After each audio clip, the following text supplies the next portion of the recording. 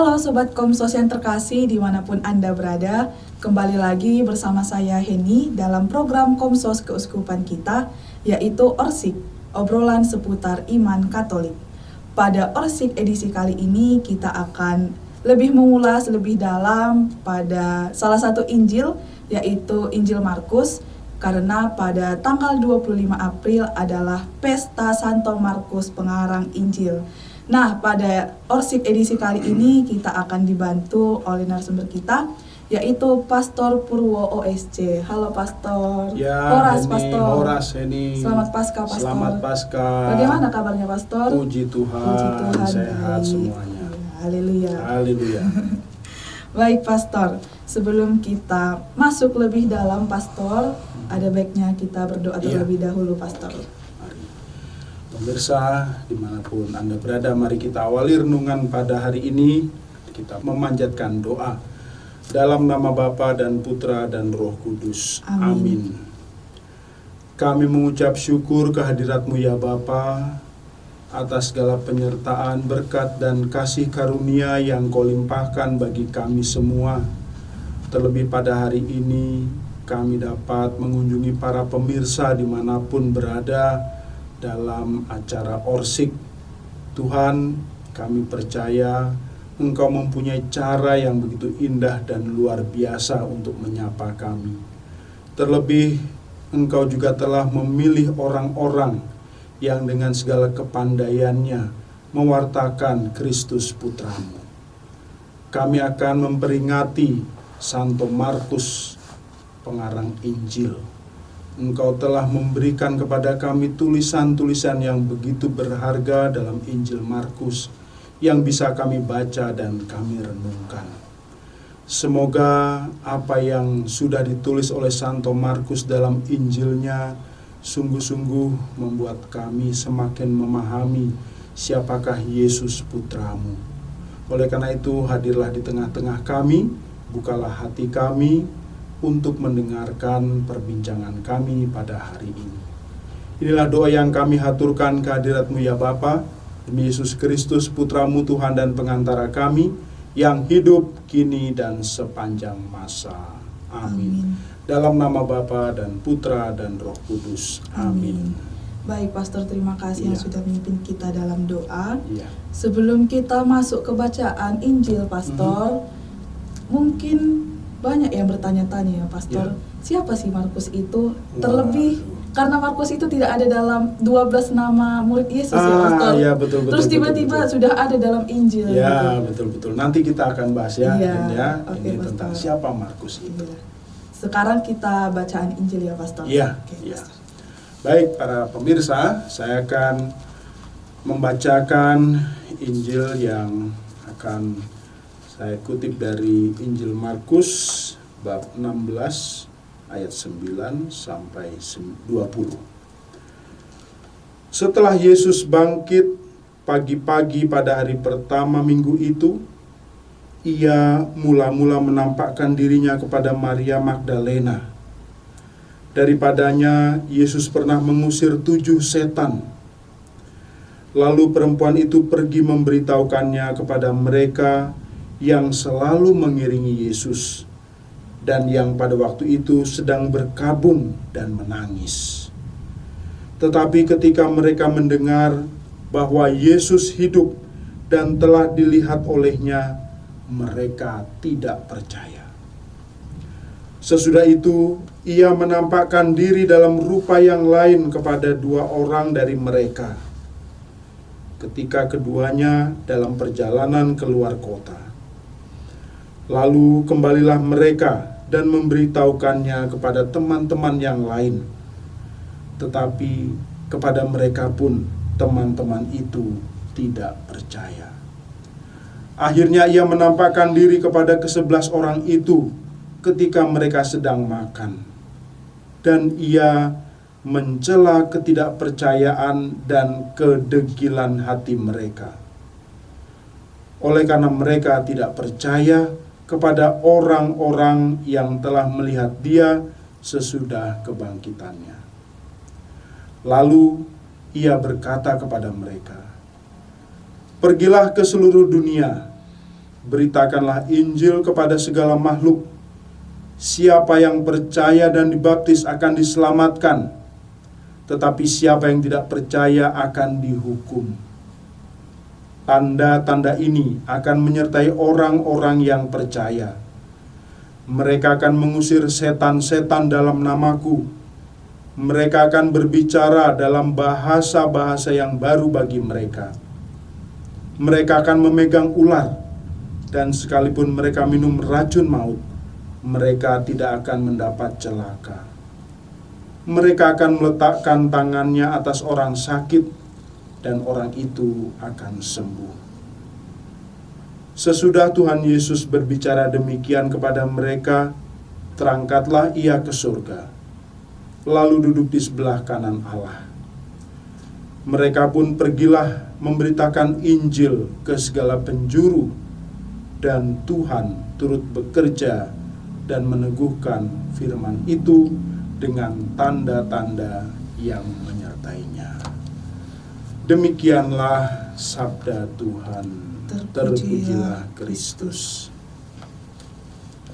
Baik, Pastor, terima kasih atas bacaan firman Tuhan. Sebelum saya membahas lebih dalam mengenai Santo Markus, Pastor, sini saya ingin bertanya pada bacaan Injil ini, Pastor. Seperti ada yang mengganjal, Pastor. Apa itu, Hen? Pada ayat ke-17 sampai ke-18. Ya. Tanda-tanda yang menyertai orang-orang yang percaya. Ya. Mereka dapat mengusir setan, berbicara dalam bahasa baru, memegang ular, meminum racun gitu. Ini seperti hal-hal yang di luar kendali manusia, bukan sih, Pastor? Ya. Kok bisa sih, Pastor, ada tanda-tanda ini Ya. seperti yang terdapat pada Injil, Pastor? Bisa dijelaskan, Pastor? Ya, begini, Hen.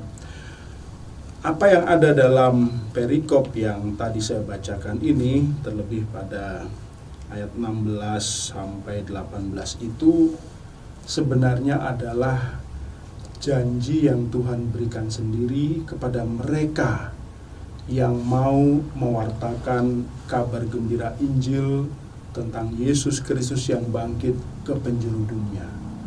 Seperti kita ketahui, ya, ke-11 rasul, karena Yudas itu sudah mati bunuh diri, tapi kemudian ada penggantinya, dan juga murid-murid yang lain, itu mereka tidak hanya terpaku diam, ya, di Yerusalem.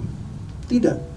Tapi setelah peristiwa kebangkitan, setelah kemudian peristiwa Pentakosta, mereka seperti berkobar-kobar mewartakan Kristus, bahkan sampai ke tempat yang jauh.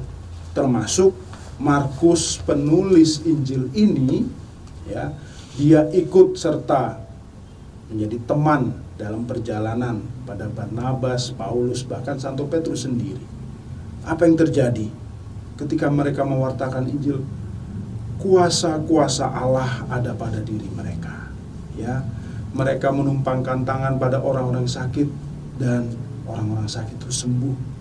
Ya, mereka juga berbahasa-bahasa roh, juga mewartakan Injil dalam bahasa-bahasa yang baru. Seperti kita ketahui, para murid itu orang-orang Yahudi yang berbahasa Ibrani. Tapi mereka mewartakan Injil sampai ke Roma, sampai ke tempat-tempat yang jauh, yang bahasanya bukan bahasa Ibrani, tetapi bahasa Latin, bahasa Yunani, dan sebagainya. Demikian juga hal-hal yang lain. Meskipun akhirnya, seperti kita ketahui juga, ini para murid banyak yang kemudian menderita, disiksa, dihukum, masuk penjara, tapi mereka terus berkobar-kobar. Bahkan ada dari antara mereka yang kemudian mati sebagai martir, termasuk, ya, Santo Markus ini juga, dia mati sebagai martir. Oleh karena itu, yang dimaksud di sini tanda-tanda itu adalah kuasa Allah sendiri, Roh Kudus yang menyertai mereka, sehingga mereka tidak takut-takut lagi, tidak ragu-ragu lagi. Mereka percaya diri, ya, mereka sungguh-sungguh mewartakan Kristus tanpa ada perasaan takut, ya, tidak lagi sembunyi-sembunyi, tapi terang-terangan, tidak takut lagi mereka ditangkap. Kira-kira begitu, Hen, penjelasan dari saya. Baik, Pastor. Ya. Terima kasih atas penjelasannya. Iya. Nah, saya akan masuk ke pertanyaan mengenai Santo Markusnya nih, Pastor. Oh, iya. Ini suatu hal yang menarik ya. Baik. Santo Markus seperti yang kita ketahui bukanlah ke-12 murid Yesus. Iya, betul. Tapi siapa sih dia sebenarnya? Kok bisa tiba-tiba sudah ada dalam keempat bacaan? Salah satu, Pastor. Ya. Salah satu pengarang pada bacaan Injil, Pastor. Ya, baik. Jadi begini, Hen. Memang Santo Markus ini, Markus pengarang Injil ini, dia tidak termasuk dalam bilangan 12 rasul. Tetapi, pemirsa, ya, Markus ini hidup pada zaman Yesus. Dia juga kemana-mana ikut melihat apa yang dilakukan oleh Yesus. Ya, bahkan dalam bagian perjanjian baru yang lain, itu surat pertama Petrus, itu dikatakan bahwa sebenarnya Markus ini adalah murid dari Petrus. Ya, murid dari Petrus. Sehingga dia tahu, ya, bukan hanya kata orang, katanya, tapi dia melihat sendiri apa yang dilakukan oleh Yesus. Ya, dia mendengar langsung juga dari Petrus apa yang telah diperbuat oleh Yesus. Maka kalau kita melihat, ya pemirsa, kalau kita melihat Injil Markus, itu dia bisa melukiskan secara detail bagaimana Yesus ketika hidup, bagaimana karya-karya, mujizat-mujizat, perumpamaan-perumpamaan yang dia buat, ya, yang Yesus sendiri buat, itu ditulis secara detail oleh Markus. Jadi memang betul Markus bukan bilangan dari 12 rasul, tetapi Markus bahkan Markus itu mengikuti kisah bagaimana ketika Yesus ditangkap.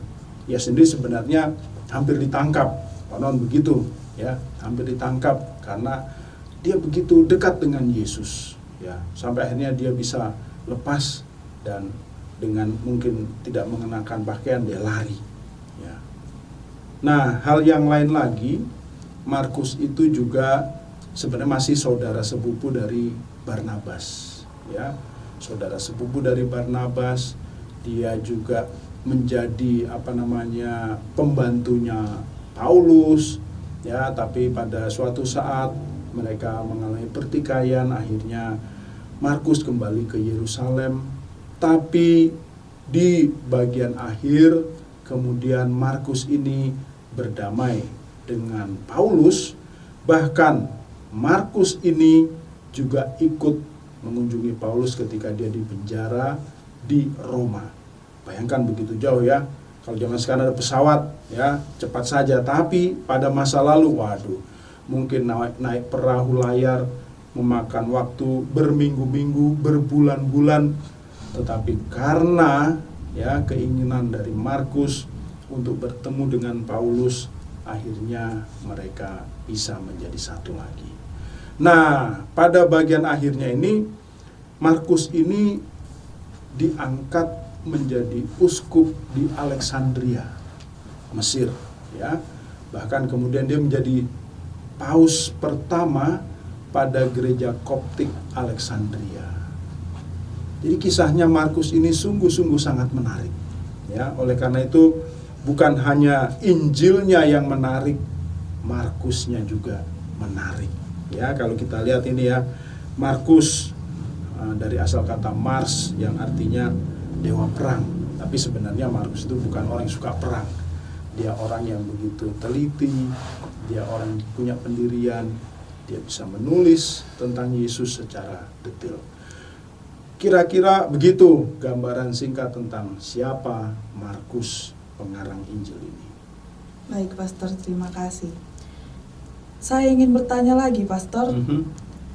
Apa sih yang membedakan tulisan dari Santo Markus ini dengan ketiga bacaan lainnya, Pastor? Dan juga saya pernah mendengar kalau Injil Markus ini adalah Injil tertua. Apakah pernyataan itu keliru atau benar, Pastor?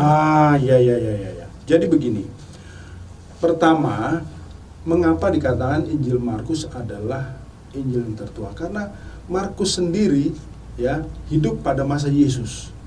Dia yang melihat, dia mengalami, dan dia menuliskan.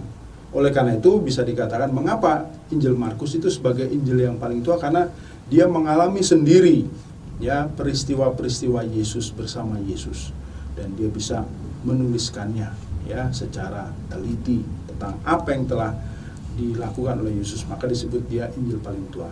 Nah, apa yang membedakan? Jadi begini, dalam Perjanjian Baru kan ada 4 nih Injil nih, Matius, Markus, Lukas, Yohanes. Matius, Markus, Lukas itu dikatakan sebagai Injil sinoptik ya. Mengapa? Karena dia punya sumber yang sama. Nah, sedangkan Injil Markus perbedaannya dengan Injil yang lain, pertama begini, Injil Markus itu Injil yang paling pendek dibandingkan dengan Injil-Injil yang lain ya, dia cuma 16 bab gitu ya. Kemudian paling tua seperti tadi yang Heni katakan, terus bahasanya itu bahasa sederhana, bahasa yang mudah dipahami oleh orang-orang pada zaman itu dan juga oleh kita pada saat ini ya. Tapi meskipun Injil Markus itu sederhana ya, tidak panjang melainkan pendek ya, Injil Markus ini penuh daya luar biasa. Itulah kehebatannya Markus, karena dia betul-betul mengenal Yesus, melihat Yesus, dan juga mengalami Yesus sendiri. Itu kan. Baik, Pastor, Ya. terima kasih. Lanjut ke pertanyaan selanjutnya ya, Pastor. Peringatan Santo Markus Pengarang Injil itu setiap tanggal 25 April. April, betul. Apakah ada alasan gereja secara khusus mungkin ya, Pastor, meletakkan pesta Santo Markus Pengarang Injil ini khusus pada tanggal 25 April, Pastor? Ya, jadi begini, kisah tentang Markus Pengarang Injil ini memang sangat unik. Pernah baca sejarahnya enggak? Belum pernah ya ini ya, pemirsa. Mungkin kita juga harus tahu sejarah orang-orang kudus pada masa lalu, para rasul ya, meskipun itu sudah mereka hidup 2000 tahun yang lalu lebih ya, tetapi perlulah kita membaca sejarah-sejarah orang-orang kudus tersebut. Nah, jadi begini, tadi saya singgung bahwa Markus itu diangkat menjadi uskup di Alexandria, Mesir ya, perbatasan Asia Afrika gitu ya. Nah, kemudian juga di kemudian hari dia menjadi uskup pertama gereja Koptik Alexandria. Nah, pada kira-kira tahun 68 Masehi, ini Markus mengalami penyiksaan dan mati sebagai martir. Pada masa itu tidak mudah untuk menjadi seorang Kristiani, menjadi pengikut Kristus nggak mudah ya. Dikejar-kejar, ditangkap, dimasukkan penjara, bahkan dibunuh dengan cara yang sadis. Kalau kita baca itu ya kisah-kisah para martir itu, ada yang diadu dengan binatang-binatang buas, ada yang kemudian dipenggal kepalanya, ada yang disalib dengan terbalik seperti Petrus, ada yang disalib bentuk X seperti Santo Andreas dan sebagainya ya. Itulah pengorbanan para martir, orang-orang kudus pada masa lalu. Nah, kembali ke Markus. Setelah dia diangkat menjadi paus di gereja Koptik Alexandria di Mesir itu, nah, dan dia mati kira-kira pada tahun 828 Masehi. Relikwinya atau tulang-tulangnya itu dicuri. Ya, dicuri bukan dengan maksud mau diperjualbelikan, tidak, tetapi karena kekaguman orang dan meyakini bahwa itu adalah relikwi Santo Markus Pengarang Injil, muridnya Petrus yang bersaudara dengan Barnabas dan juga dekat dengan Paulus. Dia dicuri oleh pedagang Fenisia, dibawa ke Fenisia. Dan setelah sampai di Fenisia, relikwinya itu ditaruh di sebuah basilika besar Santo Markus di Fenisia sebagai pelindung kota Fenisia ya, dan mereka sangat menghormati. Nah, kemudian setelah berabad-abad lamanya ya, relikwi itu tersimpan di basilika di Fenisia sebagai pelindung kota Fenisia. Akhirnya pada tahun 1968 ya, itu Paus Koptik, saya lupa namanya itu, datang menghadap Paus Paulus VI. Saya lihat dulu di sini catatannya itu. Paus Koptik Cyril ke-6 Alexandria, ya, datang mengirim utusan-utusan untuk menemui Paus Paulus ke-6 di Vatikan untuk meminta kembali relikwi Santo Markus ini. Ya, kemudian mereka bersatu, mereka bertemu, mereka merayakan Ekaristi bersama, dan akhirnya relikwi Santo Markus ini dikembalikan sekarang ditempatkan di Gereja Katedral Santo Markus, Gereja Katedral Koptik Ortodoks Santo Markus di Alexandria, di mana pada tahun 60 di atas reruntuhan itu dulu Markus mendirikan gerejanya. Nah, itulah kira-kira mengapa tanggal 25 April dijadikan sebagai peringatan, ya, pesta Santo Markus pengarang Injil. Itu ceritanya, Hen. Jadi cukup menarik ya kalau kita perhatikan juga pemirsa Orsik dimanapun berada. Kalau kita perhatikan tadi itu, waduh, saya pun waktu baca-baca sejarahnya, wah, menarik juga ini, sampai relikwinya itu dicuri, ya, dijadikan pelindung di kota Venesia. Kemudian utusan dari Paus Koptik Cyril ke-6 datang menemui Paus Paulus ke-6 di Vatikan. Nah, akhirnya relikwi itu bisa dikembalikan. Begitu ini kira-kira ceritanya. Baik, Pastor. Terima kasih, Pastor, atas ceritanya. Sangat menarik ya, Pastor. Ya. Selanjutnya, Pastor, karena tadi sudah membahas mengenai Santo Markus, saya mau bertanya, Pastor, pada kehidupan kita. Sekarang saya ingin bawa pada kehidupan kita. Seperti yang kita ketahui, orang Kristiani juga dituntut untuk mewartakan Injil di zaman sekarang ya, Pastor. Betul. Nah, bagaimana agar kita bisa mewartakan Injil seperti Santo Markus sendiri, terlebih di teknologi yang sangat pesat ini, Pastor, berkembangnya. Dan juga pasti ada suatu kejadian ketika kita mewartakan Injil itu, kita tidak mendapat respon yang baik dari orang-orang yang di sekitar kita. Misal, kita mendapat respon seperti sok suci gitu, atau sok pintar agama gitu. Nah, itu bagaimana sih, Pastor, supaya kita bisa menghadapi sikap-sikap yang seperti itu, Pastor? Ya. Para pemirsa, memang tugas kita setelah dibaptis tidak hanya selesai, wah, saya sudah dibaptis, tiap hari Minggu ke gereja. Tidak. Tetapi baptisan itu membuat kita punya 3 tugas, menjadi nabi, imam, dan raja. Nah, salah satu dari tugas kita adalah menjadi nabi. Ya, nabi itu tugasnya apa? Tugasnya itu mewartakan, ya, mewartakan tentang Yesus yang telah bangkit, naik ke surga, duduk di sisi kanan Allah Bapa yang Maha Kuasa. Jadi bagaimana kita mewartakan Kristus pada zaman sekarang di tengah teknologi yang canggih itu, ya, melalui media sosial dan sebagainya, ya. Pasti kita juga diharapkan dengan perilaku kita, tingkah laku kita, tutur kata kita, ya, ucapan-ucapan kita, ya, kita menampilkan diri sebagai pengikut Kristus. Setidaknya itu yang pertama, ya. Tidak harus kita membawa kitab suci ini, kita ketuk pintu dari rumah ke rumah dan kita mewartakan begini. Oh, tidak dengan cara seperti itu. Pewartaan Injil zaman sekarang, mewartakan Kristus pada masa sekarang ini tidak harus dengan membawa Injil, mengetuk pintu dari rumah ke rumah, membacakan firman-firman Tuhan. Tidak, ya. Pertama-tama mewartakan Injil ini adalah dari sikap hidup kita sendiri. Itu pertama-tama, menampilkan sikap hidup sebagai orang Kristiani.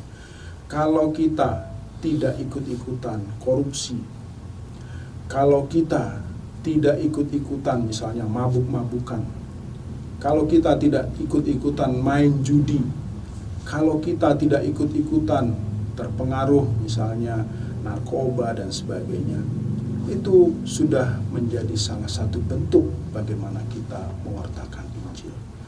Kalau kita juga aktif ikut serta dalam kegiatan-kegiatan di gereja, misalnya menjadi pembaca firman, menjadi pemazmur, anak-anak juga bisa menjadi putra-putri altar, ikut paduan suara, ya aktif juga kalau ada kegiatan-kegiatan kelompok-kelompok basis, ya KBG itu dan sebagainya, ya. Kemudian juga hal-hal yang lebih luas, ya. Saya pernah nih, ya para pemirsa, saya pernah ini ada dalam suatu pertemuan besar, bukan hanya umat Katolik, ada seorang ketua stasi yang diminta untuk memimpin doa. Ternyata karena yang ikut pertemuan itu bukan hanya Katolik, tapi juga ada dari gereja lain, dari agama, dia tidak membuat tanda salib. Lantas kenapa tidak membuat tanda salib? Dia katakan, malu pastor, kan ini tidak semuanya Katolik. Waduh, ya. Kita juga bisa menunjukkan tanda-tanda kita sebagai seorang Katolik, membuat tanda salib kalau misalnya berdoa, meskipun itu di depan umum. Ya, kita tidak mudah terseret arus dan seterusnya. Bahkan kalau bisa ketika ada teman kita, saudara kita, kenalan kita, atau orang lain yang dia melakukan perbuatan yang tidak terpuji, kita bisa menegur dia, kita bisa mengingatkan dia. Bukan nanti takut, kamu sok suci dan sebagainya. Oh tidak, ini adalah satu perwujudan bahwa saya juga menjadi pengikut Kristus bukan hanya lewat kata-kata, tapi juga lewat perbuatan sehari-hari, di mana saya bisa melakukan hal-hal yang baik, hal-hal yang terpuji, hal-hal yang berkenan di mata Tuhan. Kita sungguh menjadi pribadi-pribadi yang takut akan Allah. Begitu, Hen. Baik, Pastor, terima kasih atas tips and trick ya, Pastor, bisa dibilang. Berarti bisa dibilang melalui hal sederhana seperti tidak malu mengakui kalau kita ini orang Katolik, dengan membuat tanda salib meskipun lagi makan di restoran gitu ya, Pastor, harus wajib begitu. Gitu ya. Iya. Baik, Pastor, terima kasih. Sekarang karena kita sudah membahas lebih dalam tadi mengenai Santo Markus, mungkin Pastor bisa memberikan seperti pesan singkat kepada Sobat Orsik sekalian, Pastor, mengenai ulasan-ulasan kita yang tadi, ya. Pastor. Baik, terima kasih. Sobat Orsik, dimanapun Anda berada, tentunya maksud dari Markus pengarang Injil ini menuliskan pengalaman imannya ketika dia berjumpa dengan Yesus, mengalami kehadiran Yesus dalam hidupnya. Kita juga setidak-tidaknya diajak untuk merenungkan, merefleksikan bagaimana kita menjadi seorang pengikut Kristus. Ya, apa yang sudah kita lakukan, ya. Bukan sekedar misalnya kalau hari Minggu saya ke gereja. Tidak cukup hanya ke gereja saja. Tapi kita juga diajak, tadi kan di bagian akhir Injil Markus ini itu sebenarnya ada permintaan, ya, dalam tanda petik ada permintaan, pergilah ke seluruh dunia, beritakanlah Injil kepada segala makhluk. Siapa yang percaya dan dibaptis akan diselamatkan, tetapi siapa yang tidak percaya akan dihukum. Nah, bagaimana kita memahami perintah ini yang ditulis oleh Markus dalam hidup sehari-hari?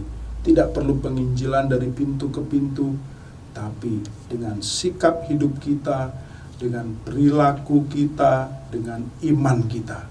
Ya, saya mengajak kepada para pemirsa Orsik dimanapun berada, yuk, ya, mulai sekarang. Setiap malam saya mau membaca satu perikop yang sudah ditulis oleh Markus dalam Injilnya. Ya, satu perikop saja setiap malam. Ya, setelah itu nanti kita membaca perikop-perikop yang lain di dalam Injil. Isinya luar biasa. Kita semakin mengenal Yesus, kita semakin tahu siapa Yesus. Iman kita semakin kuat, semakin teguh karena kita membaca firman-Nya. Jadi saya mengajak para pemirsa Orsik, ayo buka kitab suci, baca, dan kita akan tahu siapa Yesus. Sudah, Pastor? Ya. Oke. Ini seperti challenge ya, Pastor, kepada Sobat Orsik sekalian. Iya, harus. Baik, Pastor. Sebelum kita menutup Orsik kita ini, Pastor, ada baiknya juga kita menutupnya dengan doa. Oke. Pastor, sekalian berkat penutup nanti Ya, Pastor. baik. Heni, para pemirsa Orsik dimanapun berada, mari kita akhiri permenungan kita pada hari ini. Kita panjatkan doa dan kita mohon berkat. Dalam nama Bapa dan Putra dan Roh Kudus. Amin. Bapa, kembali kami datang ke hadapan-Mu. Kami bersyukur karena kami boleh memahami Santo Markus yang telah memberikan hadiah istimewa bagi kami lewat tulisan-tulisannya yang menjadi kabar gembira tentang Kristus, menjadi Injil sukacita bagi kami. Tuhan, kami mau mengenal Kristus lebih dalam. Ajarilah kami, bukalah hati kami, bukalah mata kami, agar kami juga mau membaca sabda-sabda kehidupan yang telah ditulis oleh Santo Markus. Dan kami juga mohon semoga para pemirsa Orsik dimanapun berada, Kau tanamkan di dalam hati mereka untuk mau mencintai kitab suci, mau membaca kitab suci dan merenungkannya dalam hidup sehari-hari. Akhirnya Bapa, kami juga mohon berkat-Mu untuk kami semua, khususnya untuk sahabat-sahabat Orsik dimanapun mereka berada. Tuhan bersamamu Dan bersama rohmu. Semoga kita semua dan para sahabat Orsik dimanapun berada senantiasa dibimbing, dilindungi dan diberkati Allah yang Maha Kuasa, Bapa dan Putra dan Roh Kudus. Amin. Amin. Baik Pastor, sekali lagi terima kasih Pastor yang sudah Sama-sama, membantu Heni. untuk lebih memperdalam siapa sih Santo Markus Ya. itu sebenarnya. Dan sampai jumpa di edisi selanjutnya Pastor. Baik Sobat Komsos yang terkasih, demikianlah Orsik edisi Pesta Santo Markus Pengarang Injil.